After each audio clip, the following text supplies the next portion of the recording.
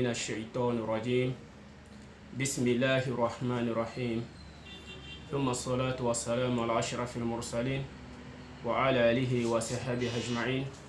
ومن تبعهم بإحسان إلى يوم الدين. اللهم صل على سيدنا محمد وعلى آل محمد كما صليت على إبراهيم وعلى آل إبراهيم في العالمين إنك حميد مجيد. الحمد لله الذي أرسل علينا رسولا شاهدا علينا فمن أطاعه دخل الجنة ومن عصاه دخل النار. كما أرسل إلى فرعون رسولا فعصى فرعون رسولا فأخذناه أخذا وبيلا. رب اشرح لي صدري ويسر لي أمري واحلل عقدة من لساني يفقه قولي. اللهم علمنا ما ينفعنا وانفعنا بما علمتنا وزدنا علما. السلام عليكم ورحمة الله وبركاته يا جماعة المسلمين والمسلمات والمستمعين الكرام. أمي الله سبحانه وتعالى فوق تندوك بركة مسامي كندالي مسامي ni ale ni tanoli de ka kan wati bɛɛ lajɛlen min ye anw dan kan sɔrɔ ka dan fɛnw na sɔn hɛrɛma la a m'o kɛ gansan k'a y'anw dan ni baton de kama. N b'a fɔ ka tando ka barika la ka nɛmaw la min y'an fisaya ka tɛmɛ ka dan fɛnw bɛɛ lajɛlen kan. O kɔfɛ k'a ɲin'a fɛ a ka kisi nɛma caman jidi dan fɛnw na sɔn hɛrɛma kan n'o de Muhammad bin Abdullahi sallallahu alaihi wasallam. An b'a ɲini Ala subhanahu wa ta'ala fɛ ya Rabbi Ala ka kisi nɛma caman jida kan a n'a somɔgɔw fɛn fɛn senda yɔrɔ fɔ ka taa se burufɛli ma. An balima silamɛw tɛmɛnen kɔfɛ an bɛ foli kɛrɛnkɛrɛn sɛmɛ aw bɛɛ lajɛlen na. Fɛn fɛn bɛ anw lamɛn fɛn fɛn y'anw dɛmɛ dogow la kɛnɛ kan foli kɛrɛnkɛrɛn b'aw bɛɛ lajɛlen ye. Fɛn fɛn bɛ n'i bɛ ka dɛmɛ kɛ diinɛ ko na Ala yɛrɛ ko tɛ kuranɛ kɔnɔ k'a k'aw seko damayira kɛ. I k'i seko damayira kɛ n'i seko damayira kɛ Ala subhanahu wa ta'ala nin fana b'i sara. N b'a ɲini Ala subhanahu wa ta'ala fɛ baaraw fɛn fɛn n'an bɛ k'a kɛ Ala de kama ya Rabbi Ala k'a saraw kɛ janatu firdausi ye. N balima silamɛw an n'a balimakɛ ani aw ka kalanden n'o de Isa Kone min sigiyɔrɔ bɛnnen don Sini ma bi tuguni ka walanda di anw ma an ka walanda tɛmɛnen kɔrɔ. An balima silamɛw an b'a fɛ k'an da don a dɔw la k'a lase aw ma. An b'a jiya ka da an ye bi inshallah n'Ala subhanahu wa ta'ala nɔgɔya an ye an ka se ka walanda nin kuncɛ bi. N'a don ma nɔgɔya ni waati gɛrɛ nɔgɔya ka ca Ala fɛ o bɛ dépend kuma na kɛcogo la. An balima silamɛw o walanda jumɛn ye i n'a fɔ an ye min fɔ ko fɛn min bɛ diinɛ kɔnɔ bi mun bɛ ka diinɛ kumaw caya bi adamadenw bannen don k'a tugu Ala ta kɔ. Nin ye fɛn ye fɛn min bɛ yen n'an kan ka hakili jagabɔ kan an do kana ɲinɛ fɛn dɔ k'an y'a fɔ an ka kuma daminɛ na sisan. An bɛ Ala subhanahu wa ta'ala fo ka tando ka barika la masa min bɛ yen n'a ye cili kɛ ka na anw ma ciden na ko faman ata'ahu dakhala aljanna ni mɔgɔ tun na ciden nin kumakan kɔ k'i bɛ don arijinɛ kɔnɔ wa man asa'ahu dakhala an-nar ni fana ciden kumakan sɔsɔ k'i sara ye fɛn bɛɛ de jahanama ye. I n'a fɔ a cili kɛ ka taa Firawuna ma cogo min na ko Firawuna ciden kumakan sɔsɔ Firawuna sara kɛra mun ye o de laban ye jahanama ye. Ya Rabbi Ala k'an bɛɛ lajɛlen kisi kana ta ka bɔ o ma. Donc an balima silamɛw walanda min de don an kan k'an cɛsiri surtout bi jeunesse anw k'a dɔn ko bi denmisɛnninw fana don dɔ u bɛna kɛ don dɔ cɛkɔrɔba ye. Donc an kan k'an cɛsiri diinɛ ko nin bɛɛ k'i seko damayira kɛ. Fɛn min bɛ n'o de bɛ ka anw ka bi diinɛ kumaw caya sabula Ala ɲɛsiranw fanga dɔgɔyalen don. Bon mun kan ka kɛ Ala ɲɛsiran jɔnw ye n'o de kan ka kɛ taamasiyɛn ɲumanw ye n'olu ma kɛ taamasiyɛn ɲuman ye f'olu ta nana kɛ ni dɔn ye duniya intérêt de kama a bɛ kɛ sababu ye diinɛ kuma bɛ caya. Bon n'Ala don diminɛn kɔrɔ yani kɔlɔlɔ dɔ de fana b'o la min bɛ silamɛw bɛɛ lajɛlen sɔrɔ wala kɔlɔlɔ dɔ de b'o la min b'anw ka jamana bɛɛ lajɛlen sɔrɔ o de bɛ k'anw bɛɛ lajɛlen sɛgɛn bi diɲɛ kelen na. Sabula o de kuma fɔ mɔgɔw bɛ na aw ka yɛrɛ tagasi mɔgɔw bɛ aw ka yɛrɛ tagasi sabula ale ka fitina kana jaw kan mun bɛ k'ale Ala subhanahu wa ta'ala ka koɲɛw kɔlɔfɔ. N'a tora k'ale Ala subhanahu wa ta'ala ka koɲɛw kɔlɔfɔ k'ale ka fitina bɛ se ka jigin aw kan. O ye kuma min bɛ n'o de kan ka adamadenw bɛɛ lajɛlen sira. Silamɛ fɛn min a ka gɛlɛn a ka nɔgɔn. N'i ye diinɛ nin faamu i k'i cɛsiri ka siran Ala subhanahu wa ta'ala ɲɛ. N'i siranna Ala subhanahu wa ta'ala ɲɛ i b'a ye ta bɛ bɔ ni dungo la i b'a kɛ Ala ko ye. N'a kɛra Ala ko ye i b'a ye e ta tɛ kɛ mɔgɔw ka ko ye la bilen. I bɛ cɛsiri k'i seko damayira kɛ. Donc an bɛ diɲɛ kelen na sisan n'Ala ko ko falyahdhara alladhina yukhalifuna an amri an tusibahum fitna aw yusibahum adhabun alim. O bɛ suratu Nur kɔnɔ aya 60 ani aya 3. Ko mɔgɔw bɛ o kan k'i yɛrɛ tagasi o kan k'i miiri k'i yɛrɛ kɔlɔsi fɛn dɔ la sabula mun bɛ k'ale Ala subhanahu wa ta'ala ka koɲɛw kɔlɔfɔ waati bɛɛ lajɛlen ko n'an m'a yɛrɛ kɔlɔsi ka aw farati ka bɔ ala ka sariyaw kɔrɔfɔli la ko ala ka fitina bɛ jigin aw kan an balima silamɛw an b'o de tile la bi ne sigi k'an ka kɔntinɛw filɛ surtout silama jamanaw ala k'o kɛla tɔgɔ ye an kɛla silamɛ ye fɔnda la walakin ka baara kɛ nana ye o bɛ k'aw silamɛw bilamaw tɔrɔ donc a kɛn bɛ fɛn dɔ ye min bɛ ka diinɛ tɔ nagasi ni ye min ɲininka an b'an ka taabolo kɔrɔ kan or que diinɛ tɛ jɛnna n'o ye ala subhanahu wa ta'ala min da aw ma wa ma ta'akum rasulu fakhuzuhu wa ma nahakum anhu fantahu ko ala kɛra min da aw ma a ka baara kɛ na n'o ye a y'a gbɛn ka bɔ ma a k'a yɛrɛ kɔlɔsi ka bɔ la wa n'a de kuma ko falyadhara alladhina yukhalifuna an amri an tusibahum fitna mɔgɔ kan k'i yɛrɛ kɔlɔsi mɔgɔ kan k'i yɛrɛ tagasi fɛn dɔ la o kana ala subhanahu wa ta'ala ka koɲɛw kɔrɔfɔ ko n'an tora ka ala subhanahu wa ta'ala ka koɲɛw kɔrɔfɔ ko ala ka fitina bɛ jigin anw kan o fitina nin bɛ jigin anw kan cogo di silamɛw kan ka nin ɲɛɲini ka faamu silamɛw kan ka nin ɲɛɲini ka faamu fitina nin bɛ jigin an kan ni lahalaya jumɛn f'an k'o de dɔn fitina nin bɛ jigin ni ɲɛmɔgɔ bannen don ka kilen masajugu bɛ bila aw kunna ni masajugu bila aw kunna o bɛɛ y'a ɲini waati bɛɛ lajɛlen ka min bɛ ka diinɛ tɔ détruire o de bɛ fanga don o de b'a ɲini k'o siraw ta ka anw sɛgɛrɛ n'i sigi k'an ka silama jamanaw filɛ bi ko 80 et quelques % mais 90% 95% 90% nombre bɛ ka fɔ silamakow la n'a sɔrɔ kɔni de tiɲɛ ye ko lɔnnikɛbagaw de fana b'o jamana kɔnɔ k'olu fana siran don ala subhanahu wa ta'ala ɲɛ n'o kɔni tiɲɛ ye balima silamɛw ala kan ka hinɛ anw na man kana lillahi kana allahu n'i y'a kɛ ala ye fo ala subhanahu wa ta'ala kɛ k'i ye ala ko a ma fi suratul yaani suratul talaqi kɔnɔ a ko wa man yattaqillaha yaj'al lahu makhraja ko ni mɔgɔ bɛ yen ni siranna ala subhanahu wa ta'ala ɲɛ fo ale ka bɔdalimɛ di i ma ويرزقه من حيث لا يحتسب ومن يتوكل على الله فهو حسبه إن الله بالغ أمره قد جعل الله لكل شيء قدرا koni sirana ala nya kufale ka bola ni dima ne e mo ko fana be sirana ki ka konyo kalfale Allah subhanahu wa ta'ala na kali bi garsege la chugo mbe no re kada ale Allah subhanahu wa ta'ala jala ki te jala yani garsege m ko fe ima ko be nafulo la bodi ima ko be jien fen fen la bodi dima ima ko be dunya hera bodi dima ni ma ko be kiyama hera fana bodi dima ale de konyo mbela jannati ke badi mbal masalamaw ni yalo kuma kan qur'ana kono moni be ka on balante sira la nye bo ambe jien kilem nabi karamogo majorité mbal maslama lu ko anga poche kono naw bo mun tay ala ko fana yi bara de sorasa na fala ko kele no ko no be ka anga tabulu la gushi dinete tabulu ko yi anka do ko fendo mo do li nana de kana dina yira awna o de joy muhammad ibn abdullah sallallahu alaihi wasallam nando ya fam ka do ko cilimba ni nana de kana dina yira awna wa ma taakum rasulu fakhuzuhu ay min da awma akabara kenanu yi wa ma nahakum anhu fantahu akarma janka bola mbal maslama wa ila nan doma yɛrɛ cogoro fitina mbe na kuma fala ala de ko de mogo be ka mogo kan ki yɛrɛ tagashi mogo kan ki yɛrɛ kɔlɔsi mun be ka ale ka koɲɛw kɔlɔfɔ ko no an ma yɛrɛ cogoro ko fitinaw bena jigi anw kan an b'o de fitina kelen de la donc o be k'an ka jamanaw nagasi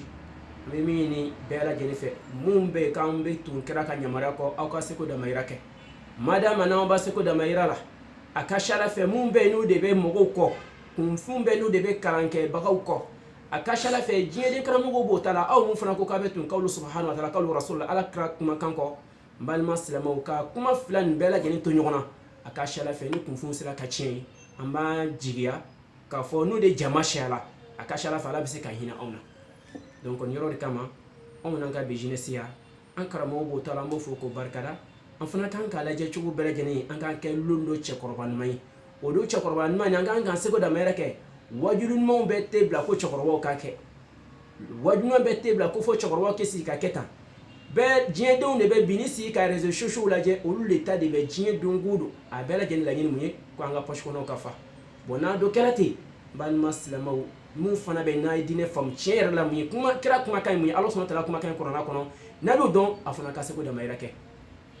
o de fala ay fana ko tien contre munye o te fo che fana kala filide وفلا أني في سورة النور كن يعني في سورة يعني يونس كن فماذا بعد الحق إلى الضلال كو مني تشين كونتري فنا كلا فريدي دونك ني تشين يرا أونا مون بين يموالني ولا مون دي بين نو بكا أدم دون فنا كواندي وبكا وجولي كافكو يي كراموي كرامويا غلوكي تا كبيرو لا كاسلاميا غلوكي تا كبيرو لا كبالوني أدم دون جولي كبالنا أدم دون وشي كديني كتابو كوي مي كديني o ka ɲini ka sira Allah subhanahu wa ta'ala ɲɛ an bɛɛ ka kɛ ala ye siranjɔn ye ala ye kira min da anw ma diinɛ nin dila cogo min na an ka sira ala ɲɛ ka lase adamadenw ma cogo la adamadenw ka se ka ala dɔn ka kira dɔn ala bis arjina bis ka soro nyemima ala ko yira awna bal maslamaw ya rabbi ala kan bela jene ke ala yasra doni abi ala kira kuma kana sallallahu alaihi wasallam ya an fa idha nahaytukum an shay'in fajtanibuhu ko ala kira ya ani aye aw gen ka bo femima jien kono aya gen ka bo femima jien kono dinen kono na bal maslama fajtanibuhu ka ka ina ka roma jien ka bonna aya aw gen ka bo femima ka ka roma jien ka bola wa idha amartukum bi amrin fa'atuhu minhu mastata'tum arawahu bukhari wa muslim aye fem da oma ayo nyamarani femni ka uka seko da mayra kula donc mbal maslamo amba jiya ni kuma baninde ko ala kira nyamaram da oma an kan seko da ma ko kai ayan ben ka bo femima an kan yoroma jan ka bo bela jenete dota ka doto ula ado fana min di aw fana ma mbale maslamo kiki seko da mayra kala an shi sika kira na di ka ke ko mali ya ke to na 100% no do seta onye walakin inna akramakum dalahi atikakum aw la sunhira ma Allah subhanahu wa ta'ala yorola ya anu mogoyi mogom besira Allah subhanahu wa ta'ala ni donc anganga miri ni ayabani ma ka miri krak ma kambani ma mbali maslamo anga an seko da mayra ka anga de madu nyamara ni ala ka dine chen nanu ke amba jiya mumba ko fe olu bese ka bo filila o fana kale sana fa be bunya bona nana ke to kan yere karamo jo kana laje akana karamo ke jo fle karamo ado fala ko alulama warasatul anbiya ko loni ke bawo kidum chen ta bagay anyeni kuma fanga o don kuma na fala ko loni ke bawo kidum chen ta bagay o kan ka ke to machine ma nye jimema sabla ko krakal aw to machine mai ajo ko tunda falendo at misra alanye bo karamo do be nawde blala le place la bi nawde be ka adama dum wajubi nawde be ka adama dum blasra bi ala ko srala aw de ka ke to machine folon ko karsa be sra alanye boni karamo yere ka ala ko ta fanga boyana na fala ko kele ale ba ka intérêt personnel kere abo de joro ka tem ala ko sraka amake fendoy ambal maslamo ni be mina ambela jeni fe la jeunesse ka fran fanan bawka ambela jeni ka hankito yara falyahdhar alladhina yukhalifuna amri an tusibahum fitna ni ko mo kan ki ta shi fitna kana ji mo gom kam be ka ala ka sharia ko la fo ni fitna ni bena jigi islama nyina mai ete silama nyina mai o te wol mala de nala ka fitna bena da wala jeni halaki donc yoro na bela jeni kan ki sabali ambe ka nyowo nyamaria karamo nun ka ke ala nyesra joyi dine te tablo ko yi dine kelen trompeti silama ni corona damina adamina fu ka tala ban a bela jeni ala kara ba fa yoro do sallallahu alaihi wasallam silamo ni corona damina damina fu ka tabla laba ate fo je roshi silamo mako ni ni tablo ni ando kuma do fanga kuma kono dona ko ni jela bansla abina kla bolo fara bena shaya ni bolo fara do shala no de bena kade ko fitna de bena shaje kono ambode kilela salam ya barka beba atoko beba afin beba fona to kala to drompe dine pratiquer mana o beba qur'ana fana beba na flaka beba abe je kono abade made kungolo la anyen bala walakin barate kenai o bada de ko qur'ana barka beba salam ya beba silama koni ambe silama yi an dawla walakin silama ya jogo ambe kodola bala ko ni jela ba sala ni benake ni bulu fro shala ambo de kilela bi fo mum be nyemoy anga chesiri anga sira Allah subhanahu wa ta'ala nye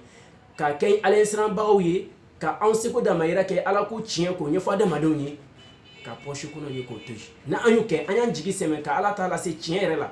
wa man yattaqillaha yaj'al lahu makraja ni mo kom sana ala ko fala ka bodan madima amba jiya ka fo Allah subhanahu wa ta'ala be boran madama abe an garsege fo ni bal maslama abanda rimeno wani ala kara feno fa sallallahu alaihi wasallam ni awanga mo yinga be ba fo ko ne imam ne tabulu na ni imam maliki ko ni imam maliki ko imam maliki yero do ka tabulu e mako batola e be do ta ka dotoji e be do ta ka dotoji ote imam maliki ka tabuli imam mana ni mo tuna nu ka tabulu ko e be kishi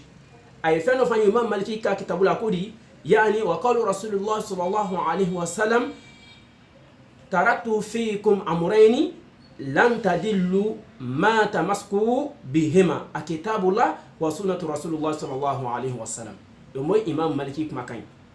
قال كراكو صلى الله عليه وسلم كيف فلاتو أكامنتوني كوني فين فلاني ناوسلا كان بولو كني فين فلاني نا وانت في الجين كونو بالمسلمو الله أكبر fen fila ayo fen fila to awni ko nan sala kan bulu ken fen fila na kan te fili am be kici arjira jole no sala mo gidi jahanama fana do dole ne do jonye iblis ana ko mo bo fen flag membe na oto onye ko kitabullah wa sunnati rasulullah sallallahu wa sunnati rasulullah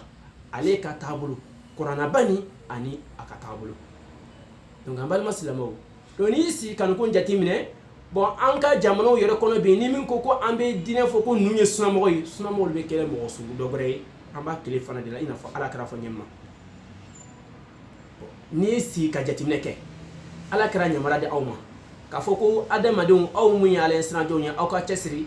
akana balu nyon jolila akana balu galuntigela ka ala ka dine ni fana fini do ka kala ka balu nanu ye ki babarama o ma fo awni bon nana fo ko kala mo de be gle ko do halado yere ka fatiha man ko le bena yani gilki dine gilki bauta ka balu ni adamadun joli ni galuntigew ye ala sran fo ka do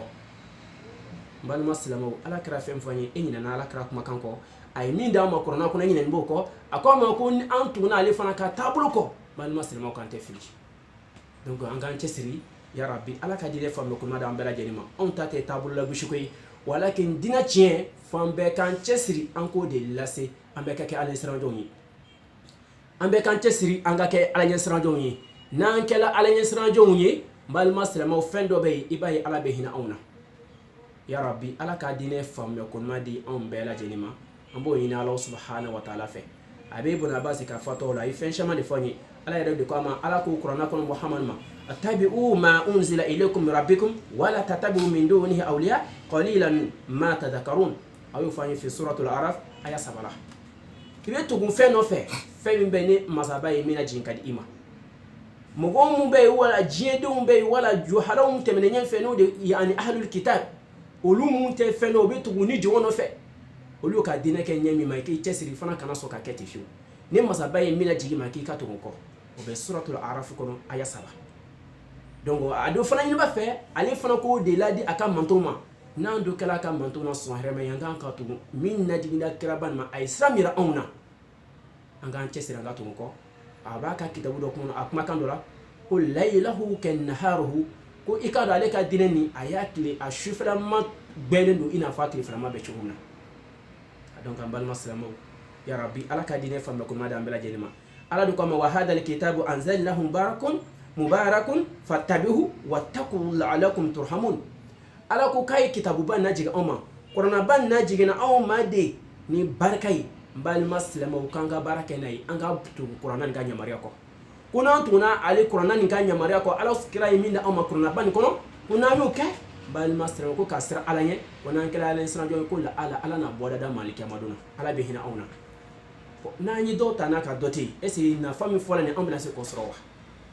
na fola ko shitala ni dina chien fola drambe wuli numbeta ni content discussion ne beta bula on yi selamoyi wa matakum rasul fakhudhu wa manhakum anu fantahu kray midi bal maslamo ambe barake nanui ayambe ka umma an seko da mayra mi ambaro ma chanka bola walakin ka baloni dine a galuntege srawla ni diwon srawye ka fo ka beta ka galunte kala kirala anga jamno be ka nagashi kataka ka fo ko awni famo de kaduma abeta ni nyemo klena ka ibolo ke kelinye ki hakilon ke kelinye be ka sra nyemo karamo ka sra alanye ka tun ala ka qur'ana ban ko bal maslama munyi mansa islama to de bola sili ba ko wallahi o be sra o ba ko islamo jama de kasha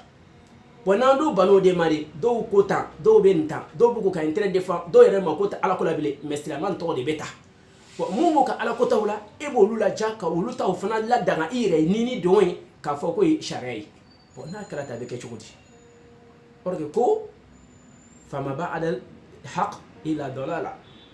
ko fuite tien ko fe ko fona kala yani filide tien contre munyi o de fili donc ni ba tien la mum be fili sra fe ko luka fili la jawla ala ba me ke ko grade de ya rabbi ala ka dine fam ko madam bela jenima donc ambal maslamo ala ka anataka ala ka dine tien am bela jenina fa anya fa nyama yahdi allah man tabi ridwanillah يهدي به الله من يتبع رضوانه سبل السلام ويخرجهم من الظلمات الى النور على كوتي قرانا فنا كونو يعني كو مغوبي علي بوتي لا مغو لا كاندا نا لي ركا جين كولولا دو اكا ارجينه كونو مكوبي موسونا كاتون كراباني كان يماركو ابو لولا بو فيلي كونو كولوبلا دين نوروكا كولوبلا سلاميا نوروكا كولوبلا سلاميا سرا جين كان بالي ما سلامو n'u do sabatlo kan i ka do ko i mogo ye olu kala mogo bena kisi kiyama dona ala ko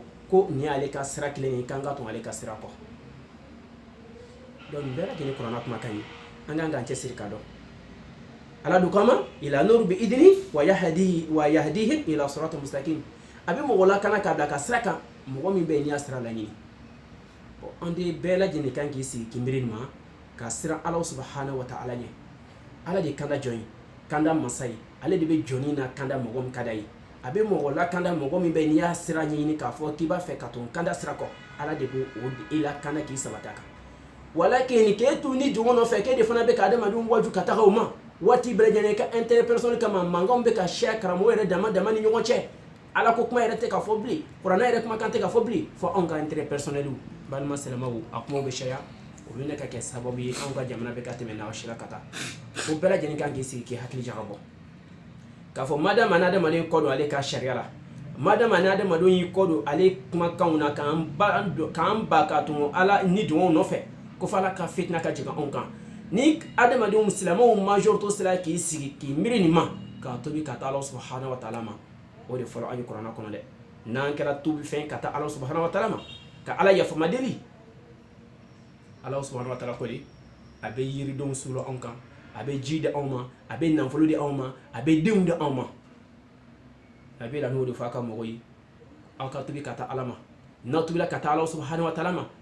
يرسل عليكم مدرارا ويمددكم بأموال وبنين وجعل لكم أنهارا وجعل لكم جنات وجعل لكم أنهارا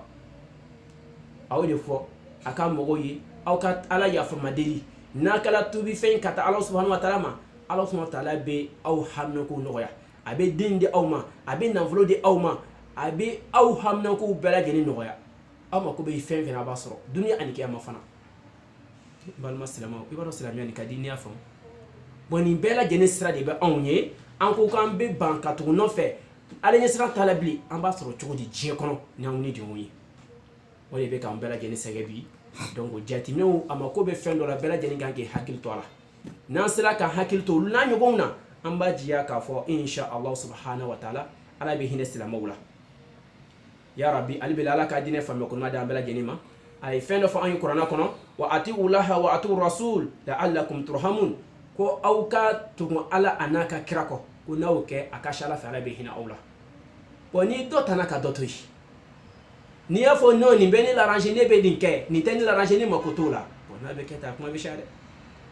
ya rabbi ali bilala ka dine fa ko ma dambra jenima on be ko amini islamo fe islamo kala jebi dine be ka se niveau mna na ma nyere chogodo anga jamna to bina teme na shira kata sabla nigi sigi folola nye kuma do kunti ga do na ngoni si ka onka dine fle folo on fait Afrique folo surtout Mandé surtout la siama malikunda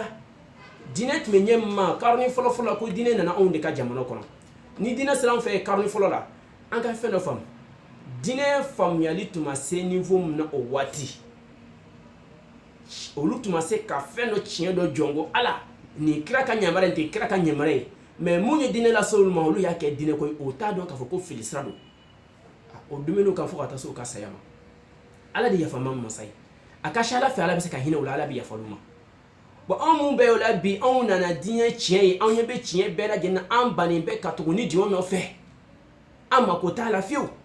mbale muslimo abeta kan ka dalu yayi sabla chie ira la onna on ni chie an be ka an sigi an ga glon kan bi an be ka to bi dien continent ani continent ibika dina chie ka be la genen don ka bampiu filite sur ka ko la imo ko be fen fena be ka chie ni ka don e be se ko ni ko don fola na adama de tun sala amano ko de fo ka letrici ka bo continent ani continent bibi ke to jien dan do ka kala ka adama de wele jien dan do nyeme nyona o be ala ka nema de nema ndila on mabi an ka do kan fana bitaji ni kala di donc madame ni nema de la on ma de technologie mi fana de be kana o be ka ke sababu on ka dina bi se ka no ya on ma anta to te ka kete mo wala son herema be ko bi o be ka ke sababu ka anto halaki kan ko do ga dine bulu bo ebi ki compare na fala ko ko wajadna abana la hada ayan fa sronika kasro ala ma fo ko ikatu ni fa ko ala sosora ala ma fo ki ikatu ika mo ba ko ala sosora ala de ko de fana ale ma mo shima nyamaria ala sosola ale ma mo shinya mara ko jugla iblis abo lanya kadi adamaduma iblis abo lanya kadi adamaduma ko k'i ye tiɲɛ ye e yɛrɛ bolo ko i ta o tiɲɛ de i ɲɛ bɛ f'i ye i tɛ se ka ala ka diinɛ sira ye fiyewu kama ala de fɔ an ye a bɛ mɔgɔ lakana mɔgɔ min ka d'a ye mais i b'a sira de ɲini ala y'i dan bato de kama wa ma khalaqtul jinna wal insa illa liya'budun o kama ala de fɔ an ye kuranɛ kɔnɔ wa ma anzalna alayka alkitaba illa litubayyina lahum alladhi ikhtalafu fihi ko amma ala ka kitabuba najigi ma fosi kama dɛ f'i ka a bankew ye k'a bɛɛ lajɛlen basakilicogo ye k'a dan kɛnɛmaw ye tiɲɛ na fɔnkɔɲɔgɔn bɛ adamadenw na min na n'an ye an sigi wa in tanaza'tum fi shay'in farudduhu ila allahi wa rasuli in kuntum tu'minuna billahi wa rasuli in kuntum tu'minuna billahi wal yawmil akhir ni aw kɛla alaɲɛsiranjɛnw ye ni fɔnkɔɲɔgɔn nana don aw ni ɲɔgɔn cɛ ko la aw ka cɛsiri aw ka taa don ala ka kuranna kɔnɔ n'aw taara don ala ka kuranna kɔnɔ n balima silamɛw ko n'a sɔrɔ aw dalen don ala la dalen don kiyama ko la n'a dalen b'o la aw ka taa don ala ka kuranna kɔnɔ ala de fɔ anw ye a ko an ma yan n balima silamɛw ko a ye kuranna ba najigin kiraba nin ma a k'a bange adamadenw ye a k'a bɛɛ lajɛlen fɛsɛ k'a di adamadenw ma fɔnkɔɲɔgɔn bɛ adamadenw ɲɔgɔn cɛ k'a kɛ kanafɛn anw ye k'a kɛ anw ye hinɛfɛn ye k'a kɛ muminijɔnw ye hinɛfɛn ye o bɛ fi suratu nahali n balima silamɛw aya 60 ani aya 4 ala de fɔ an ye fi suratu nahali an ka jateminɛ dɔ kɛ wama anzalna alayka alkitaba illa litubayyina lahum alladhi ikhtalafu fihi wa hudan wa rahmatan liqaumin mu'minun mun kɛla muminijɔnw cɔ n'olu kɔni fɔnkɔɲɔgɔnya nana cogo cogo olu bɛ miiri ka taa ala kuma kama ka miiri ka taa i tagasi ka taa ala kira kuma kama ko n'olu sɔnna ka tugu kɔ balima silamɛw ko mɔgɔ min sɔnna ka tugu kɔ ka ala subahana taala ye kuranna ko olu ye hinɛfɛn ye muminijɔnw alikiyama donna k'olu bɛ tila ka nafa fana sɔrɔ ya rabbi ali bɛ ala ka diinɛ faamuya ko ma di an bɛɛ lajɛlen ma ya rabbi ali bɛ ala ka diinɛ faamuya ko ma di an bɛɛ ma donc an bɛ min silamɛw fɛ an bɛɛ lajɛlen ka sabali ka siran ala subahana wa taala ɲɛ i n'a fɔ ala kɛra fɔ ɲɛ ma wa i la fitina ko min fɔla o de bɛ k'an bi silamɛw sɛgɛn ala kɛra dɔ fɛn min dɔ fɔ an ye nin kuma nin bɛ anw bi silamɛw tɔrɔ walakin i k'a dɔn ala ka diinɛ ni ala de ta don ala yɛrɛ ko ten kuranna kɔnɔ inna nahnu nazzalna lidhikra wa inna lahu lahafidhun a y'o de fana fɔ anw ye fi suratul hijr aya 9 ale y'a ka kuranaba najigin a y'a ka diinɛ najigin ka anw bila a kan anw kan k'a la ɲɛnamaya k'a labaara dugukolo nin kan mais ala tagani bɛ se k'ale ala subahana wa taala ye e adamaden kafiriyara i ɲagali yɛrɛ ɲɛsi ma i ko k'i bannen don ala ta ma ɲɛsi ma i k'a dɔn k'i tɛ se ka ala ka diinɛ nin détruire ka bɔ dugukolo kan mais anw min ni diɲɛdenw bɛ ɲɔgɔn fɛ n'an y'an ɲɛ ta kafiriw ma ni ala ka halaki bɛ jigin mɔgɔ tɛ woloma la silamɛw aw min ye silamɛw ye aw min ye kafiri bɛɛ lajɛlen b'a niyɔrɔ sɔrɔ a la donc n'a dɔ sera ala fɛ waati min na ala bɛ sɔrɔ kɔfɛ ka taa a ɲɛnabɔ o tɛ hɛrɛ ye dɛ donc ala ko k'ale b'a ka diinɛ nataga wa ma ya'lamu junuda rabbika illa hu mɔgɔ si tɛ min bɛ ala ka yan ani sɔlidaw dan dɔn ala ka kɛlɛkɛcɛw ka sa cɛbaw tɛmɛna i ye diɲɛ sɔrɔ ɲɛsi ma bi anw si tɛna se k'a k'i bɛ diɲɛ sɛbɛ ka tɛmɛ karuna kan min tun ye nabila musa ka waati la diɲɛ nafolo tun b'a bolo ale yɛrɛ ka sanu ni waribɛw tun bɛ bon min kɔnɔ o yɛrɛ kelen dɔrɔn tali cɛbaw cɛ caman kamalenkɔrɔ dafɛnw caman de tun bɛ n'o kelen ta mɔgɔ kelen tɛ se ka kelen ta mɔgɔ fila tɛ se ka kelen ta kamalenkɔrɔ cɛ damadamaw de tun bɛ bɔ ka kelen dɔrɔn ta sanu bon joli joli tun b'a bolo o t'a la min a kafiriyala a n'a ka kafiriya kama ala sɔnna ta dugukolo ɲamariya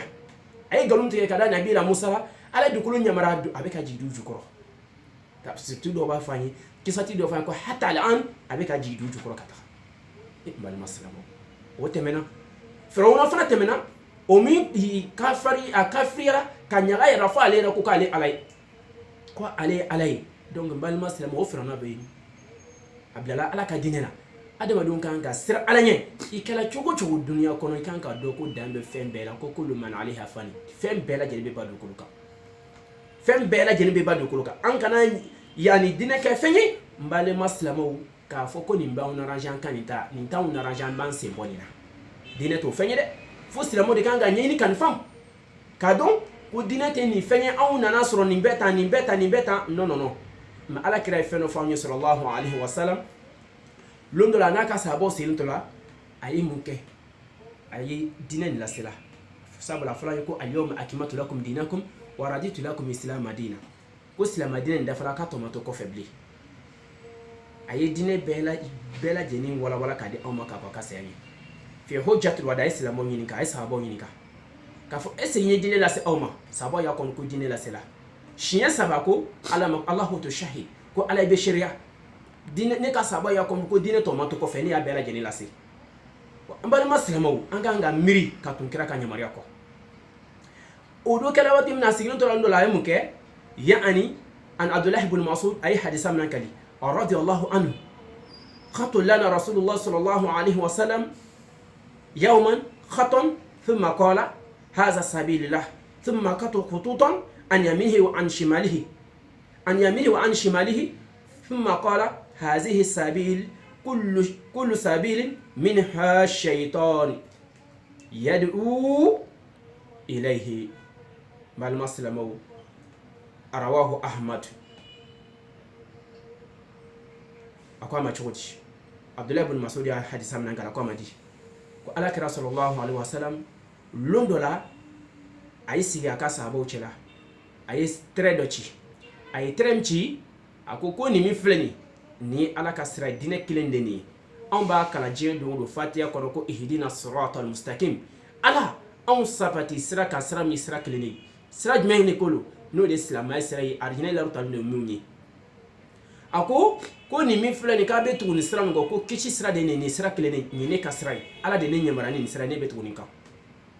akila fana ka fola fana aye sira misani shamanchi ka bo akini bulula ka tan mon bulu fe ay tere misen shamanchi ako ko ni sira misen shaman fleni ko anyi be nu sira misen shaman ko iblisa sigil men nu daladi abeni nanya kade awma ko num fleni aka yire chugo ka kana to ni shiko ko ni bela je ni shitana kasrai admadi ta do kibe filla ni be filla wati dola e yere fe kibe chere dika bon mi yere ka jugumun kala nite olu do ta don na me je kilna bi ya ani iba fe ka je ko nyeni dinani ko na bi ba nyeni ka do adamado shaman de be ka to ni de ono fe ina fa nya fe nyema lona suratu yusuf kono aya bidru ni aya saba ko anga yere chono anila ko ni ta on nyamara ka blan mana ala kara fa watna sallallahu alaihi wasallam ko ni islam sen shamfen ko num bela jeni iblisa de kasrai ka yere chono nuna akula sisa suraka na ni qur'an aya wa anna hadha sirati mustaqima fattabi'uhu wa la tattabi'u subula fatafarraqu bikum an sabilihi ni qur'an ayani bal maslamoni hadisan betu yona suratu an'am aya keme ani aya bidru ani aya saba o ni sira kilini mbanyi na fo akatungu ko akana tungu ni jono fe akana tungu bida kula akana tungu jie kula kuna tungu la ko ba oula filika ba kasira kilika na do kala betu iblisa kasira ka na do tungu ko bal maslama kala ban ya rasul jahannama ko ayen fo akala fana ka fo wa matakum rasulu fakhuzuhu ala kraimin da awma kaka tungu ko wa ma nahakum anhu fantahu ayaw ben ka bomima kaka roma jan ka boma bal maslama o fana be qur'ana kono fi suratul hashr ayawul flah donc on bela jeni qur'ana kuma kawidi donc dinete mo goni doy aw man ka fote ko ni ba on arranger ambe tugunu ko ka sonka ala ka dine chien kraye min to akiliflama belu ka inafo a shuflama na akiliflama bela jeni bechu kelini sirani dine ni wala nedo no ko fan shitala donc anga hakil to yera mais ala kra fe do fa sallallahu alaihi wasallam ko ni jela ban sila dine bina kenyema bo orke mu'minin ma في سورة الأحزاب كنو وما كان مؤمن ولا مؤمنة إذا قالوا أمرا أن يكون خيرا إلى آخر الآية كو مؤمنين جماعة مسلمان كوني فين فينا دين كنو جين كنو كل ما كه ولو بي دوتا كدوتوش نيكرا كتابولي نبوتا ولا نيمبي نيكورانا كما كان نبوتا دون نيمبي نتاو نراجع أمبي باولا مبالي مسلم كو منكا او منكا نوكو ما يكما دو فاوني كون جيل بان سلا إنا دين بدل غريب وسعود غريب كون دين دم لنا جلالا أدم لنا دسكسيلا أدم لنا فرتنا منا كابي كقوسين كابنا دين فنا بنا قوسين كتا وروكي أوتوكل لنا وكما شيخ الألباني أي كما دفع أوني بالما سلامو أكا سلسلة دولا أي كما دمين فأوني أي كما دفع دين من كوكو بيبولو كي على كراك مكانا أي تو ماشين فوكو أمنا سو واتي لله aka silsila tumbe aka recherche kitabu mbe a numéro 1273 Cheikh al-Albani ko ghurbatun shadid inda ahli sunna ko doyama be sunna mo ye mun ko ambe to kira kuma kan ko sallallahu alaihi wasallam jela bana amba wati de la dembal maslamo amba kuma kan de amba wati de la awati sela ako dam nelendo silamo de kan ka siran alanya ka tubi kata Allah subhanahu wa ta'ala ma okodi wa in takalamta bitawhid nabazaka ahlu shirk ambe je kilem nabi ni ko ka au kana akana flanga fe kuma kefio au ka ala kelemanci kuma fa adama dunyi an kana deme ina adama de fe an kana deme yi kaburu fe an kana deme ni mo bashi sufe kan gan jigi sema kan jigi da alaka sabna an yara ko fatiha ko iyyaka na'budu wa iyyaka nasta'in ko ala ede patum masai de deme ni masai ko ni kuma fe ka ala kelemanci kuma fo bi ko iba ko flanga fo bi ki doya bal maslamo an ga ta do suratul tauba kono aya bisaba ani aya nani ala mi foy fana ko aw ka do adama do aw mi lemina jonyi aw ka nyemo anaka longe bawo kulu shama be ka baloni aw dama don ka nafuri ka galon tege ni ala ka dine ubi galon tege ni ala ka dine ki baloni adama don ka nafuri mana ko la ni namara ko yi alayhi salam fa ka dogo donc anga miri do romade Cheikh al-Albani ko di wa in takalamta bi sunna nabazaka ahlul bid'ah kuma ni ko nyen fla be betani wona de fla nga fu ba dama moy olu miwi ka frifini olu ba dama mun fana be no betu ni do no fe ala kala do kama wa iyakum mudasatu fa ina kul mudasatun bid'ah ko ni ba fe ka fo be kan ga tun kira ka nyamare ko mu dine chen kira mu ni dawo man ka to ko ki ba yi ko bid'ah mo wuri ki do ya damni anga jetimne do kede silamo de ta fe kan woro fam na furo ko kelendere boko luka tabula gushi an te tabula gushi ko amma ko de alay mundama kray minda oma an ko fe dine ne bere ni do dine kelen tromper de ko ni kuma ni ala kra ka tabulu may bal masalama ko jela bana ki bay ko bida mo wuli ki do ya mal damni wuli ki nini wa in takalamta an dalil wal hujja nabadaka ahlu at-ta'assub al-madhhabi wa mutasufa wa juhla ni ba fe ni atila mo no be wuli ko kam mana kan fo watoti ni du wonti la mo ni ya fo watodi ka ni be wajuli ke na ni dalu yai kabu qur'ana kono wala kirak ma kana min bele ni do ki bay mum be tabulu la ambe ni tabulu na ambe ni partisan na ambe ni na ko be ki bay ko be wuli ki do al madamni Allahu akbar bal maslamo amba watila de jine be chodi an re kan si anga jetimneke hayni ko fo ni fana wala ka ala ka dina chien fo ki bay mum bay no li na ko bela jeni ki bloqué ala kuma kana anga kuma fenfe be ambo ke dinen kono kanga crack ma ko neme bal maslamo ki bay mum be partout là wala mum be politicien wolu fana be wuli ka kuma fam bela jeni ke mankan wa in takalamta an ta'a wal ulatu al umur bil ma'ruf wa da'a wa nasah lahum wa aqidat ahli sunnah nabazaka al khawarij wa mutahazziba وإن تكلمت عن الإسلام ورفض البتول بالحياة نبذك الماليون كوني فانا بولا بي كي بكماني على كا ادم دون نيامرا ني تشين كا ادم دون نيامرا ني على كا دين تشين كي باي بارتيزان ان بين بارتي لا وي جيندو ني بوليتيسيون مون تاتي على كو ري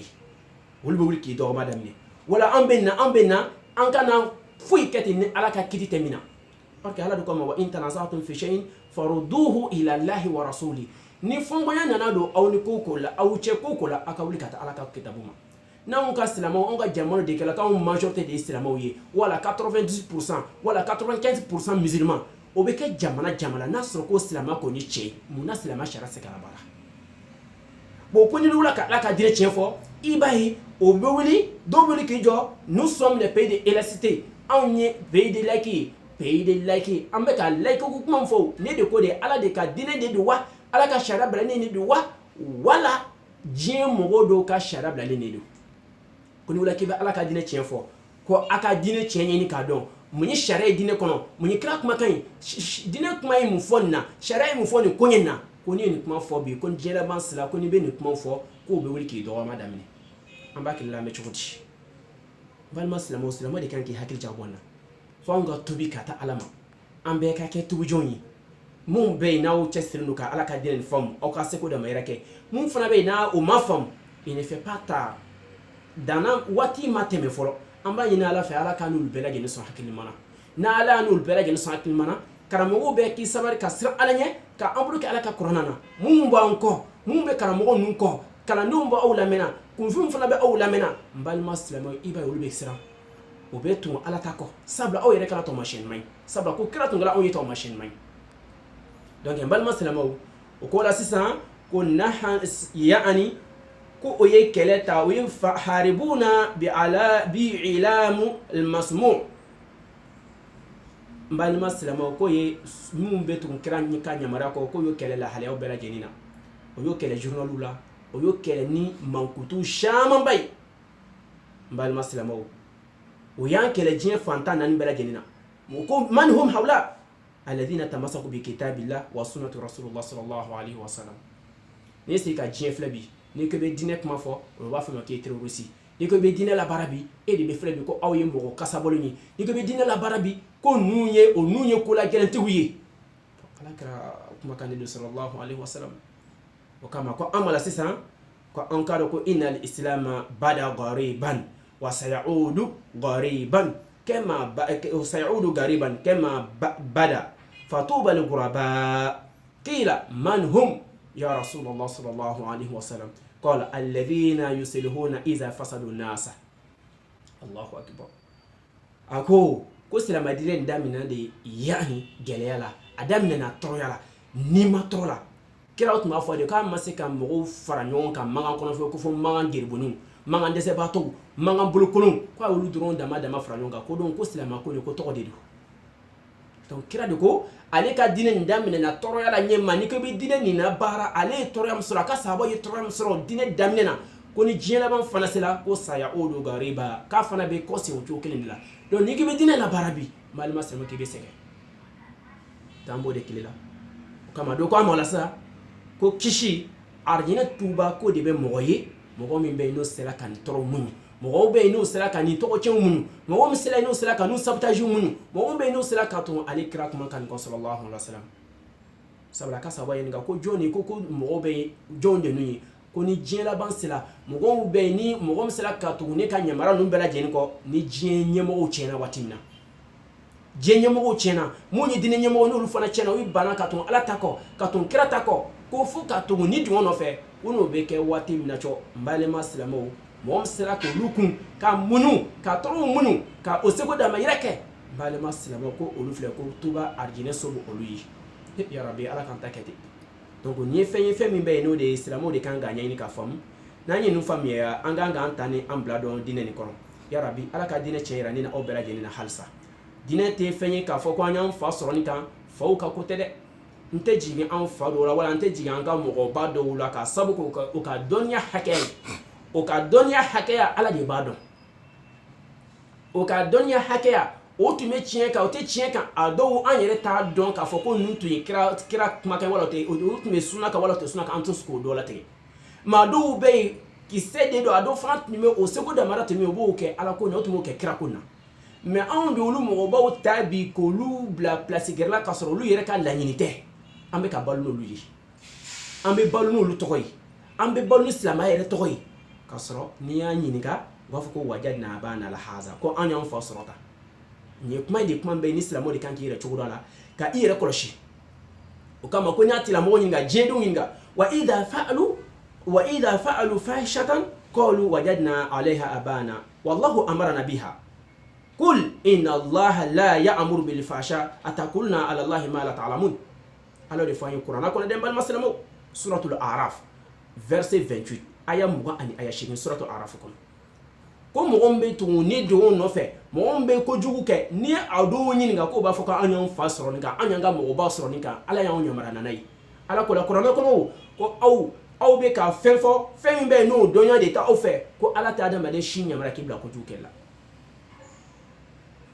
ifa ma fo ki ka dineta ka bloquer ba do ikana ka bloquer ba dine drapeau ta ko ki kaida la mine kayi balma islamo ka balna de madon jole ifa mo nyamara dima ko ala ko kalite mo shin nyamara ni ala sosoli ka kana fen fo fem lo ni tawla ala te mo shi nyamara ni ko jugi o fana ko afuna ka don aw adamadun ilamu anna ash-shaytana huwa alladhi ya'murukum bi hadhihi al-fahisha kaw ka don ko shitana de be ka aw nyamara ni ko jugi de aba maske ka da aw ma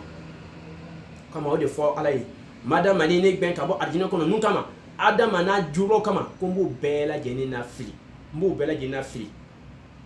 o be suratu nisa ikono ko mbo bela jeni na fili ka fara ni yere kan mbo je maske ka dolma ko lanyine saya yere ko lanyine kema ko yere ko wala awdilanahum wala amranahum mo nyamaria ko lanyine kema ko nyamaria ka chien ko ye galon ko nyine chien bal maslama mbo kilela de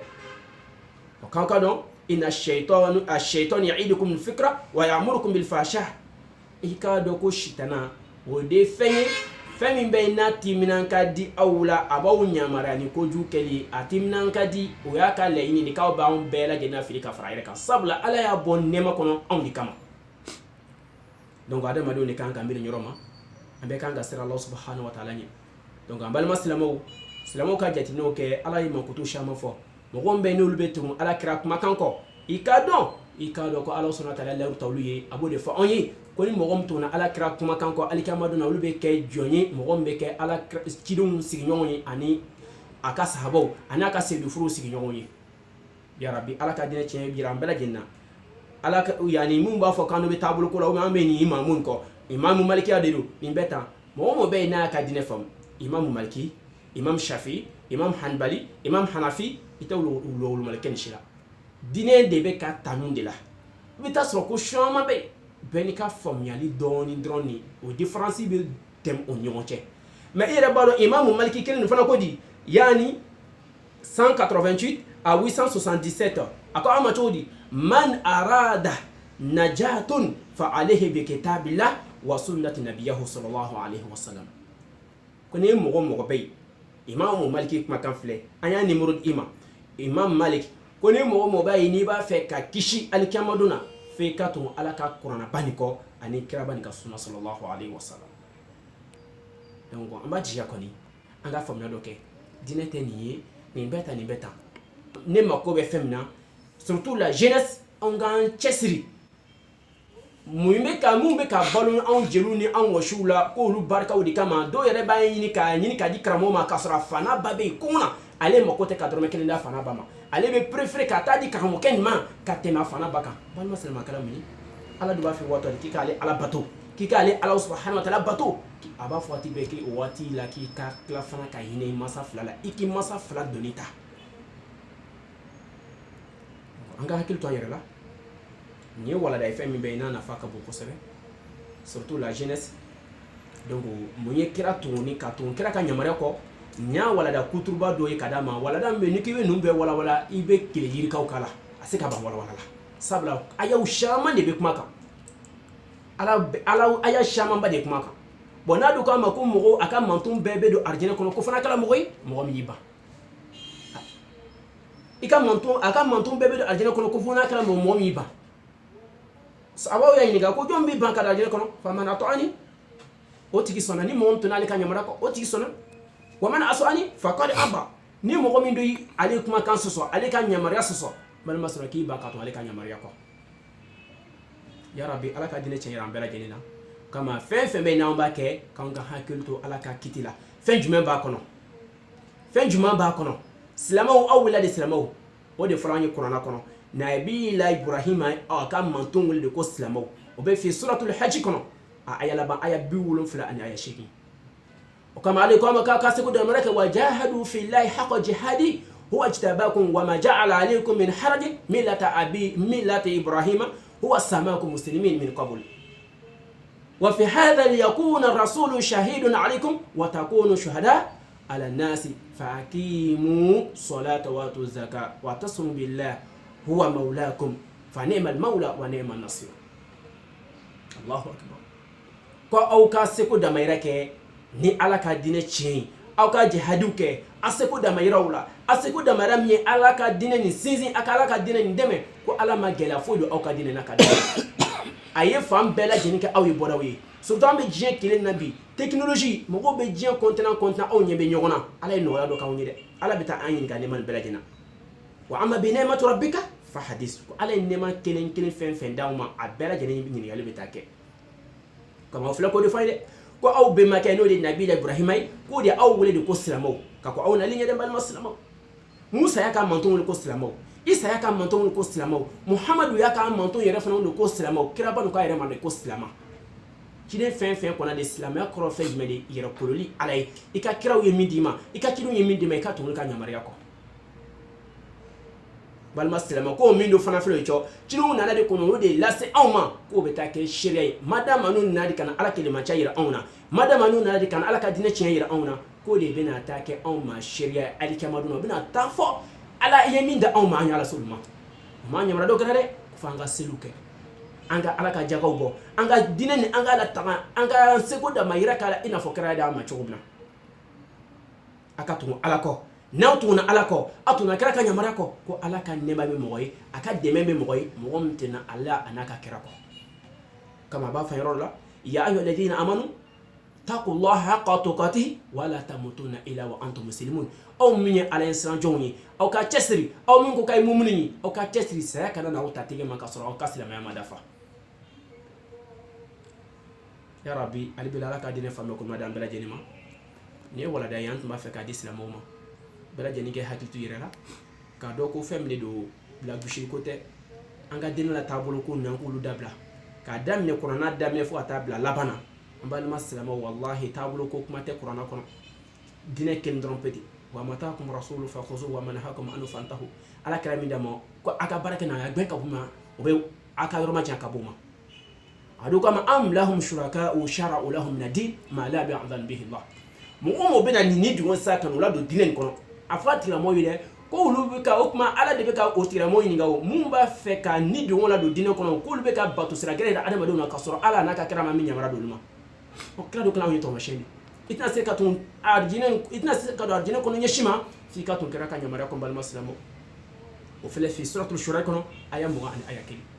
am lahum shuraka'u shara'u lahum min ad-din ma lam ya'dhan bihi la o kuma chilingira na mo mawa wala nyemo gere na nul mawa wala uyo ka haklan ta kitab gere kono de wa min ta ala ka qur'an kono wa ala ma min nyamara do lu mawa don yoro na do ma do ki mirki yere takashi fen be namba ke anga Allah subhanahu wa ta'ala ka dine kiti do akono nanu do akono anga ngami ke bal maslamo amo fam amike alliance fraka nani alliance fraka amba jakobe sra sra donc ambe kuma joyambi bal maslamo ya rabbi albila ala kan bal islamiyya kan ala kan fatul minaka amba ina Allah subhanahu wa ta'ala fa ala ka dine chinira ambela jenina ala ka dine fam ko madi enne bela jenima ala kana anke jedo ni ala kana nanya kan di jema ala ka nanya kan ambla sra kirabani ka sira man kan sallallahu alaihi wasallam ala ka laban ko madi ambela jenima ربنا لا تؤاخذنا إن نسينا وأخطأنا ربنا ولا تحمل علينا إصرا كما حمل الذين من قبلنا ربنا ولا تحملنا ما لا طاقة لنا به واعف عنا واغفر لنا وارحمنا أنت مولانا فانصرنا على القوم الكافرين اللهم اعز الإسلام والمسلمين وأذل الشرك والمشركين ودامر أعداء الدين اللهم من أراد المسلمون بسوء فاشغله في نفسه اللهم إنا نجعلك في نهورهم ونعوذ بك من شرورهم برحمتك يا أرحم الراحمين ربنا آتنا في الدنيا حسنة وفي الآخرة حسنة وقنا عذاب النار ربنا لا تزغ قلوبنا بعد إذ هديتنا وهب لنا من لدنك رحمة إنك أنت الوهاب سبحان ربك رب العزة عما يصفون والصلاة والسلام على المرسلين والحمد لله رب العالمين أنا بالمك عيسى كوري ميسي روبن لوشينما أنغا فلكن غن باي an lamɛn ba kul jama bɛɛ lajɛlen ani an dɛmɛbagaw ka ala ka diinɛ nin fana sinsin an b'a ɲini ala subhanahu wa ta'ala fɛ ala kana fili sira an kumakanw na ala kana minɛ o fana fili misaw ma ya rabbi ala ka yafa an bɛɛ lajɛlen ma wasalamu alaikum warahmatullahi wabarakatuh